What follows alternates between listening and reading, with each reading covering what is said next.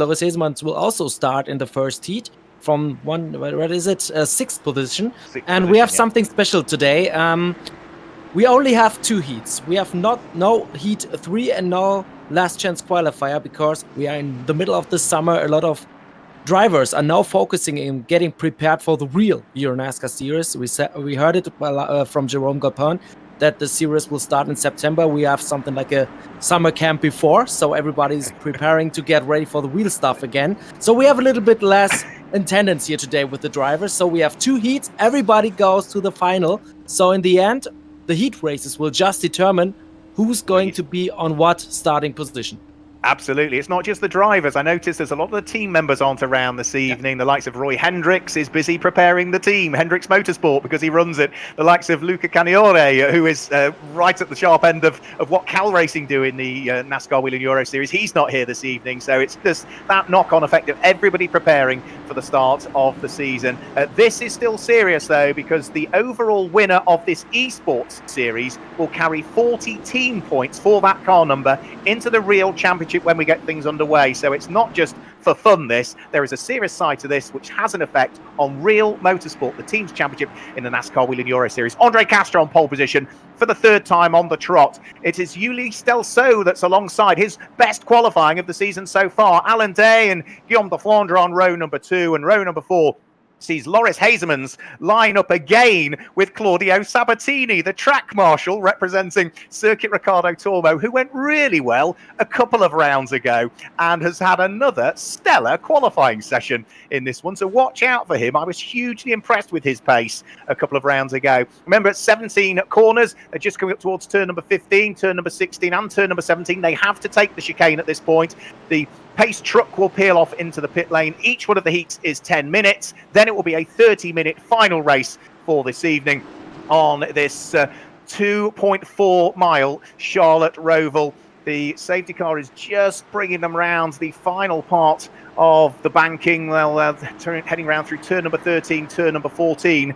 We have seen Andre Castro so far this year claim 5 victories, whether it be in heats, the last chance race, or the main race. Jeffrey Rufen has also had 5 overall wins so far. Mikkel Smiddel, who's not out, has had 4, and Lassie Sorensen has had 3. Those are the big winners. Anybody else is down on either 0 wins or just a single win. The red lights are about to go out. It's so difficult to try and stay in 2x2 order through that final chicane, and understandably, Andre Castro gets the jump over Ulysse Delceau as they head up into the tight turn number 1, which is the left-hander. From then it's over the brow at turn number 2, and then starting to break downhill as they head into the full infield section for the right-hander at turn number 3. Ulysse Delceau leads from, Andre Castro leads from Ulysse Delceau in 2nd place. Alan Day running in 3rd place. He lies 6th in the championship standings and has had some 3 wins so far this season. Guillaume de Flandre, who's had 3 wins as well, sits there in 4th place. And would you believe it, our track marshal from Valencia, which is Sabatini, has got the jump on the reigning EuroNASCAR Pro champion, Loris Hesmans. How's that for a start for the track marshal from Valencia? However, he's just been overtaken as I say it. Fantastic stuff. Everybody safely through the first couple of corners, Andre. They will all be hugely mindful that it's the second of our semi-finals. Again, it's double points. And in this one, either way, with the number of entries you've got, you will still get into the final race, which carries the championship points. Yeah, yes, right. I think everybody has a little bit of less tension right now. Everybody is going to the final. Everybody knows there are good points on the line. So I think that there's no getting out of the final on this round, in this semi-final, is a little bit better for the nerves of the drivers. So we saw a very calm start, but in the heats, we always saw calm starts. It was more the last chance qualifier and the final race that were a little bit more chaotic. But Andre Castro is doing what he's done the whole season long. He's incredibly fast, building a gap to Ulysse Delceau, who's extremely under pressure by Alan Day. He is under pressure from Alan Day. Alan Day is having a look up the inside there. Ulysse Delceau gives him enough room. Alan Day is now up the inside at the next corner, but Ulysse Delceau still braves it out because he knows he's got the advantage through the next left-hander. Alan Day using all of the curbs, knocking the cones out of position as well, as they then head back off the infield section and back onto the oval section again at turn number 8. We also saw briefly contact between Henry Turmala and Chris Lehmann, who is the marketing and driver representative for Marco Stiep Motorsport. It pitched Chris into a spin where he damaged the front of the car on the wall. I think Henry Tuomala, largely though, the Scandinavian, got away with it. As for the battle for second place, well, Ulysse Delso for the moment has fended off the aspirations of double former champion Alan Day. That has dropped Alan Day a little bit further away from the Frenchman and has now started to put him in the clutches of Guillaume de Flandre. For 7th position, Brian Cruels is looking to try and squeeze his way through and past the car that's been driven so well by Claudio Sabatini again.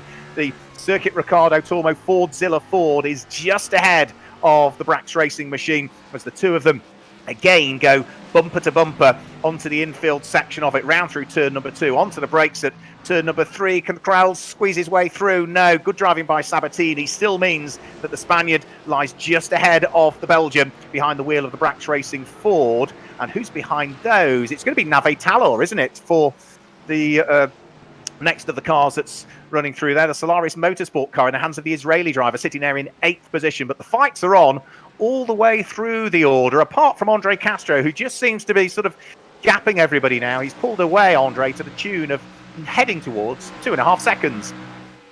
Yeah, I think he's taken advantage from the fight between Ulysse Delso and Alan Day. And Ulysse Delso is doing a good job. He's very solid in this EuroNASCAR Esports Series. Is very fast, very consistent, and he's able to leave Alan Day behind right now. And I think there's another guy closing in the battle for 2nd place, and it's Guillaume de Flandre. We saw him winning already in this season, so Guillaume de Flandre, one of those fastest guys. And yeah, Andre Castro at the front right now. He's just pulling away. Nobody is able to carry the speed he has. And I think we have a favorite of a second driver to win another race, including the prologue in the series. Mikael Smiddel from the Autodrome Dross is the only driver who has 2 wins in his pockets. And maybe Andre Castro, he may get the second one, become the second one today, because I think the Charlotte Roval is a track that suits him very well. He was looking forward to it. Yeah, we spoke to him at Brands Hatch after last week's race, and he was really looking forward to the Charlotte Roval. It's amazing, isn't it? Loris Hazemans leads the championship overall, the EuroNASCAR Esports Series, but hasn't had a single win yet, whether it be in a heat or in the finals. He's not had an overall win yet in the Esports Series. And then we've got in 2nd place Andre Castro, who's won more races, whether it be heats or otherwise, than anybody. But the only main race he won was the prologue race, which didn't carry any championship points. So it's still hugely up in the bag. We have now had that change for 6th position. Brian Krols has finally made it through and put the Brax Racing Ford, car number 378, through and ahead of Claudio Sabatini. As for Henry Tuomala, well, he is in 13th position at the moment. He has got Giorgio Maggi right behind him and is just about to go through and ahead of Santi Vauxhaturia, who made a big mistake at the wheel of the number 46 Marco Stiep Motorsport Chevy, directly ahead of him. And somehow Tuomala was able to weave his way around that and avoid the contact as Santi Vauxhaturia made his mistake there. So that now drops Vauxhaturia down into 11th position. And that is, I think, was probably a replay of him making that mistake that we saw there. As for 2nd position, well, Ulysse Delso still under pressure. Now, remember, this is a former EuroNASCAR 2 champion, just ahead in 2nd place of a double EuroNASCAR Pro champion, Alan Day, the young Frenchman ahead of the Israeli. Guillaume de Flandre not too far away either, so it's still 3-1.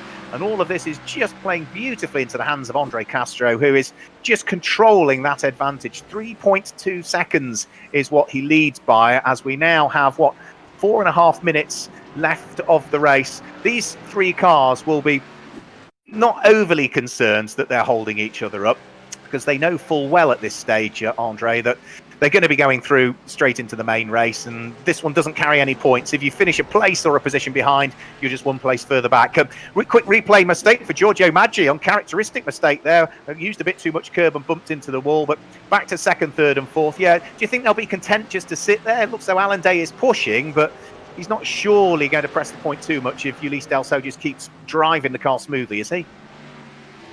Yeah, I think a very good tactic or strategy right now is just keep the pressure high and hope for a mistake by Ulysse Delso. And as long as Alan Day is that big in his rear mirrors, Elistilsaw feels the pressures. We see that he's doing everything, but I think also that Alan Day is not taking too much risks. He has also Guillaume de Flandre behind him, and he's also looking for an opportunity to get past those two guys. But in the end, it's just for the starting position of the final race.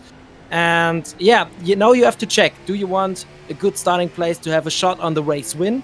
Or do you just want to score some solid points? But in the end, all of them are racing drivers. And, if there's a gap, they go for it, for sure.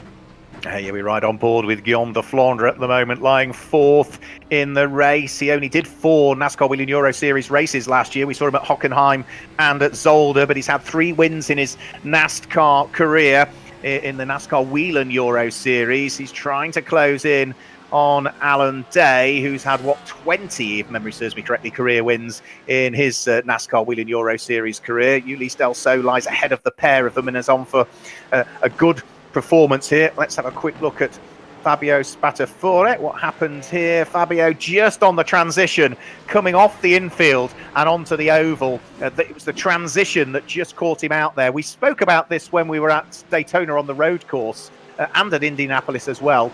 Andre, you've driven, I'm guessing, these cars around this track, or very similar cars. Again, the transition, the most difficult part of the lap? Yes, I think so. The Roval at Charlotte is a very special racetrack. I don't think you can compare to the road course you have at Daytona. It's very similar in some places, but the Charlotte one is a little bit smaller because of the oval, of course, 2.5 miles against 1.5 mile. And then you have this hammer form infield section, and that's very technical. You have to be very precise. And I think a lot of NASCAR drivers said it's like having an intermediate oval mixed with a road course, mixed with a short track, because this inner loop you have, this hammer form, is like Martinsville or something like this. So you have to be very good at short track ovals, at a 1.5 mile oval, and on road courses. So the guy who has the best abilities to adapt to those 3 kinds of NASCAR racing is on the front, and we see it's Andre Castro right now. But I think Ulysse Delceau, Alan Day, and de Flandre are doing a very good job too. And we have seen it in 2018. Never say something before the end of the line. When Jimmy Johnson hit Martin Truex Jr., both spun out. Ryan Blaney won the race. And then there was Kyle Larson getting through the line with a totally damaged car. And Jimmy Johnson was out of the playoffs because he went for that one gap, and everything turns into total chaos. So the Roval is predestined for being a very special race in every NASCAR series, online or real world. It really, holds a very special place, doesn't it, in the heart of many, many NASCAR drivers and fans. And Andre Castro is now on his final lap of this first of just 2 heats this evening that we've got. And this will see him head towards pole position for the final race, as long as he's neat and tidy through the final couple of corners, accelerates his way back up onto the banked section of the circuit. So out of turn number 12, the bus stop, up towards turn 13 and turn 14 on this road course. And once he's come off the banking, he then just needs to make sure he nails the final turns 15, 16 and 17, which he's just flicking his way through now. Andre Castro on for yet another win. That makes it 6 wins if we include the ones at the prologue week of racing, which means that now he has scored more race victories in the EuroNASCAR Esports Series than anybody else. Ulysse Delceau finishes in 2nd place, by far his best result of the season so far. Alan Day in 3rd. Fred Gabillon side by side, locking up all of the brakes, bouncing over the curbs as he tried to take Nave Talor. And as a result of that, Fred Gabillon then was, I think, overtaken by Alain Muscaron. So as they head over the start-finish line, that all rather got closer. The Frenchman just anchored up everything as he knew he'd got his braking point wrong, and no doubt flat spotted those tyres towards the end. It was a mistake.